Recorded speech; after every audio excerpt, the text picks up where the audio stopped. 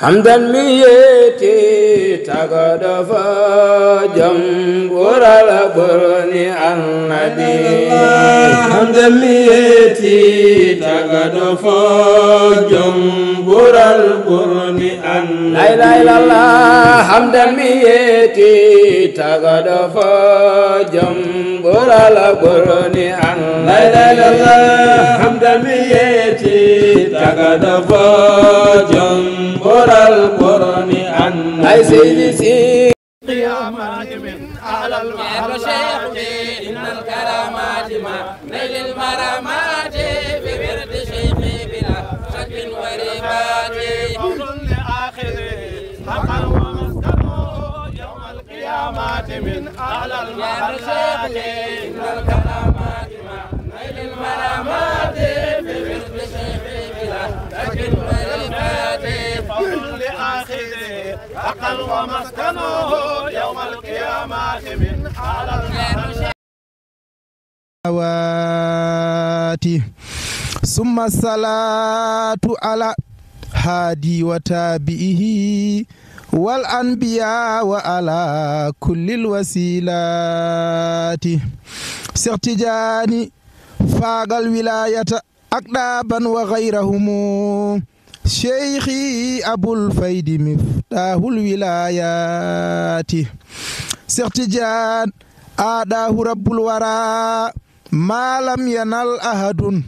minal akaabiri laa maadin walaa aati wirdun kariimun aziizun naafigun sigatun sabiilu waslin ilaa kullul futuhaati لو أن رب الورى سر الطريق أرى لسابقوا أخذه سبق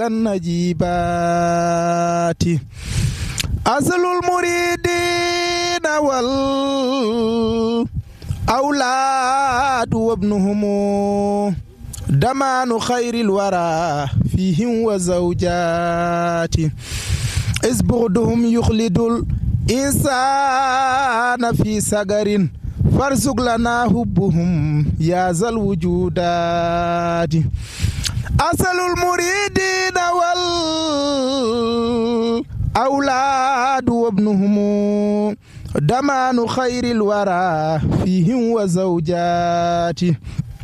كونون إن لم يكن منهم بود لسيدنا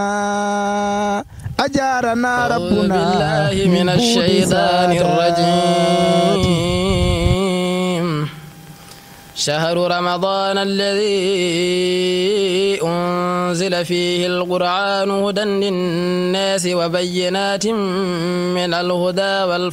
والفرقان فمن شهد منكم الشهر فليصمه ومن كان مريضا أو على سفر فعدة من أيام أخر يريد الله بكم اليسر ولا يريد بكم العسر ولتكملوا العدة ولتكبروا الله على ما هداكم ولعلكم تشكرون وإذا سألك عبادي عني فإني قريب نجيب دعوة الداعي إذا دعاني فليستجيبوا لي وليؤمنوا بي لعلهم يرشدون أحل لكم ليلة الصيام الرفث إلى نسائكم هن لباس لكم وأنتم لباس لهن علم الله أنكم كنتم تختانون أنفسكم فتاب عليكم